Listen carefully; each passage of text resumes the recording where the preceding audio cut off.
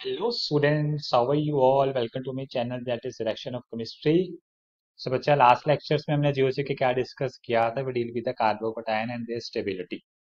उसी टॉपिक को आगे कंटिन्यू करते हुए सबसे इंपॉर्टेंट आपके लिए एक पार्ट लेके आए हैं। उसी टॉपिक का हम कह सकते हैं जो आईआईटी एडवांस के लिए बहुत इंपॉर्टेंट है। We deal with the stability और we deal with the factor that is called cyclopropyl methyl carbocation. ये बहुत इंपॉर्टेंट एक कंपाउंड है ऑर्गेनिक हमारे पास। ठीक है, हम ये कह सकते हैं रिमेंबर से सीपीएम भी कहा जाता है। CPN cyclopropyl methyl carbocation. ठीक है, तो इसका स्ट्रक्चर देखो देखने में properly like this here three membered ring and here CH2 positive. ये हमारा साइक्लोप्रोपाइल मिथाइल कार्बोक्टाइन। ठीक है, अब अगर हम बात करें कि ये दिखने में जैसा दिख रहा है वैसा है या नहीं, ये भी काफी ऑकवर्ड बात है कि ऐसा होगा या नहीं। तो एग्जैक्टली आप देखिए कि ये डेफिनेटली जो रिंग है ना, ये स्ट्रेन की वजह से काफी ज्यादा मतलब कि अनस्टेबल है हम कह सकते हैं। क्यों? क्योंकि अगर हम देखें कि ये सिंगल बॉन्डेड sp3 कार्बन है, तो sp3 कार्बन का जो बॉन्ड एंगल होता है 109.5, मतलब कि ऐसा होता है। ठीक है ना, 109 डिग्री 0.5 समथिंग होता है। ठीक है, हम 109 ही लेके चलते हैं, चलो 109 ही मान लेते हैं ना, कोई दिक्कत नहीं है हमें यहाँ पे एग्जैक्ट की तो। ठीक है, तो 109 डिग्री की अगर हम बात करें यहाँ पे, तो ये होना चाहिए ना sp3 का। तो sp3 109 होता है, तो टेट्राहेड्रल ज्योमेट्री उसकी होनी चाहिए डेफिनेटली। बट यहाँ पे टेट्राहेड्रल तो ये कहीं से भी नहीं दिख रहा। और ये हमें पता है कि इसका एंगल कितना होगा भैया, 60 डिग्री होगा। मतलब कि ये उल्टा बचाएगा भैया, मेरे को इतना करो, मैं बहुत ज्यादा टाइट हूँ, काफी ज्यादा दिक्कत परेशानी है, तो कुछ कैसा कीजिए जिसकी वजह से अनस्टेबल है। तो हम क्या कह सकते हैं, क्या कह सकते हैं, इसके ये वाले जो इलेक्ट्रॉन्स होंगे यहाँ पे जो इलेक्ट्रॉन्स होंगे सभी क्या होंगे, लूज होंगे, इलेक्ट्रॉन क्वाइट लूज। ठीक है, इलेक्ट्रॉन क्या होंगे, हमारे लूज इलेक्ट्रॉन्स होंगे, यहाँ पे काफी ज्यादा इलेक्ट्रॉन लूज होंगे। ठीक है, तो अल्टीमेटली अगर इलेक्ट्रॉन होंगे लूज, तो में क्या उसे यूज किया जा सकता है? Can it be possible? तो डेफिनेटली ये इलेक्ट्रॉन क्या चाहेंगे, क्योंकि ये तो भैया देख लो पहले ये तो इसके तो इलेक्ट्रॉन पॉजिटिव कार्बन इलेक्ट्रॉन तो चाहिए चाहिए ना। तो ये इस प्रकार का, जैसे यहाँ पे एक कोई एटम लगा है, उसके पास कोई लोन पेयर पड़ा है, उस तरह का एग्जैक्टली वैसे हमारा ये बॉन्ड पेयर हम कह सकते हैं।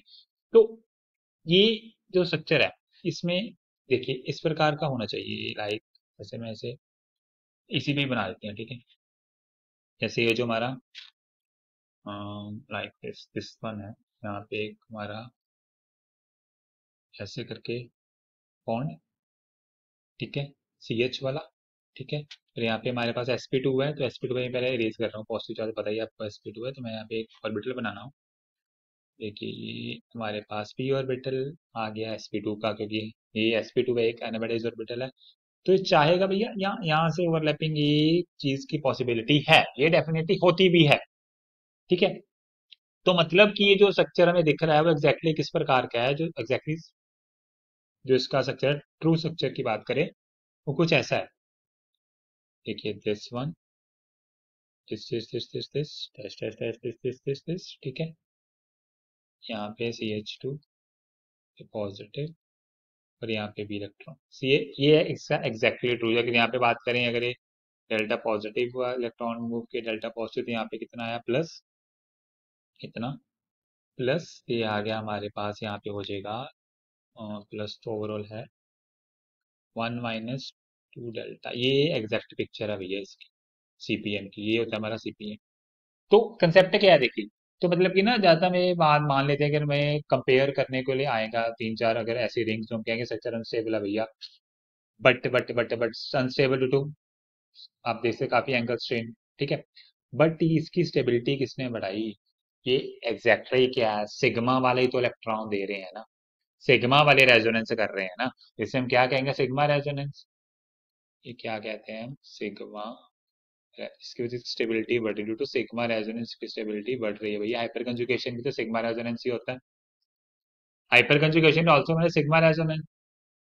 ठीक है, तब इसके सिमिलरली आप हाइपर कंजुगेटिव स्ट्रक्चर भी प्लॉट कर सकते हो, कोई दिक्कत की बात नहीं, वही सेम फिनोमेना। ठीक है, तो अल्टीमेटली इसकी स्टेबिलिटी किसने बढ़ाई, सिग्मा रेजोनेंस की वजह से इसकी स्टेबिलिटी काफी ज्यादा बढ़ जाती है। इसे हम स्टेबल कार्बोकेटाइन कह सकते हैं, जो कि अनस्टेबल दिखने में है।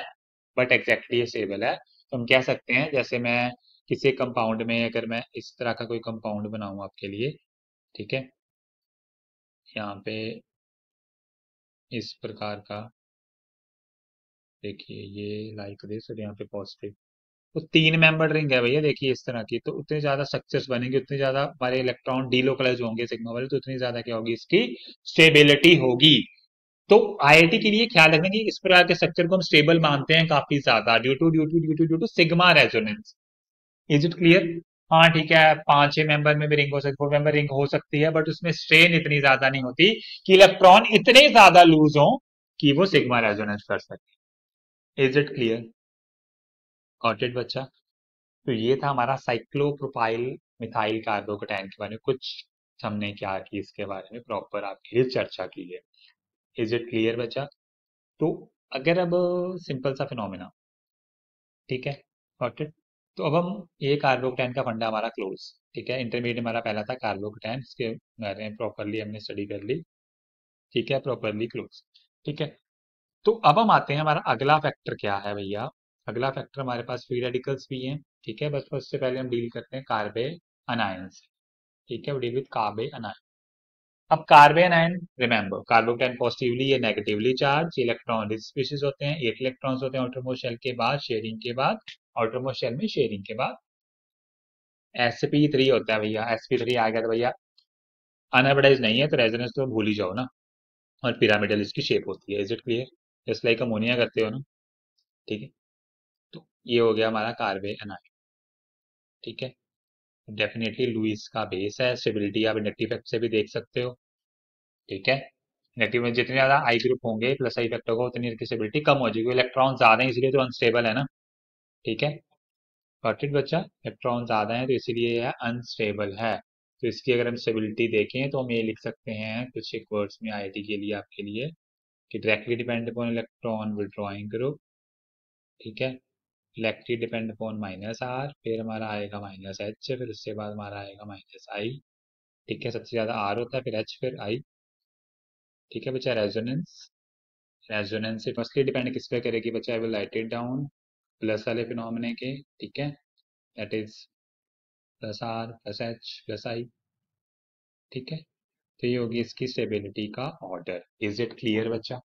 ये कार्बो एनायन की स्टेबिलिटी का ऑर्डर सिंपल। अगर आपको छोटा सा एक क्वेश्चन कराएं हम कार्बो एनायन के बारे में, ध्यान दीजिएगा, तो remember just I will plot a question for you. कुछ इस प्रकार से है क्वेश्चन, जस्ट यहाँ पे अगर हम देखें कुछ स्ट्रक्चर्स बना के दिखाएं आपको, आप बताना, ठीक है। ये रहे हमारे स्ट्रक्चर्स, बात करें इसकी, इस वन, ये हमारे पास एक पहला स्ट्रक्चर है, ठीक है, इसमें हम यहाँ पे Cl और यहाँ पे मेरा नेगेटिव चार्ज रिंग के ऊपर, सेकंड स्ट्रक्चर में लगा देता हूँ नेगेटिव चार्ज, लगा देते हैं मेटा पोजीशन पे, ठीक है। थर्ड में हम लगा देते हैं नेगेटिव चार्ज, ये Cl ऑर्थो पोजीशन पे, ठीक है। ये हमारे structure number 1, structure number 2, structure number 3। इसमें अगर हम स्टेबिलिटी की बात करें, ठीक है, अब चार्ज रिंग पे है, तो रिंग पे ऑर्बिटल क्या होगा? हाइब्रिड ऑर्बिटल है, तो रिंग पे रेजोनेंस तो भूल ही जाओ, तो हाइपर कंजुगेशन नहीं भूल जाओ। सिर्फ बचा क्या हमारे पास? हमारे पास क्या बचा? इंडक्टिव बचा है, गॉट इट? तो इंडक्टिव की अगर हम बात करें तो माइनस आई, माइनस आई, माइनस आई, माइनस आई, माइनस आई इसको स्टेबल करेगा ना, माइनस आई क्या करेगा? इसको स्टेबल करेगा, गॉट इट बच्चा? सबसे ज्यादा माइनस आई किसके पास? ये सबसे पास जो, क्योंकि ये डिस्टेंस डिपेंडेंट है, तो आप देख सकते हैं, तो ऑर्डर आपका आएगा third, second and then first. ये था हमारा, किसकी स्टेबिलिटी बताई गई भैया आपको? ये स्टेबिलिटी हमने एक्सप्लेन की है कार्बे अनायन की, गॉट इट बच्चा? हमने कार्बोकेटाइन की स्टेबिलिटी प्रॉपरली कर ली, कार्बे एनायन की स्टेबिलिटी का ऑर्डर प्रॉपरली हम डील कर चुके हैं। Is it clear students? और ये आपके लिए कुछ और ऑर्डर मेंशंस किए हैं हमने स्टेबिलिटी के, आप देख सकते हैं प्रॉपरली बच्चा।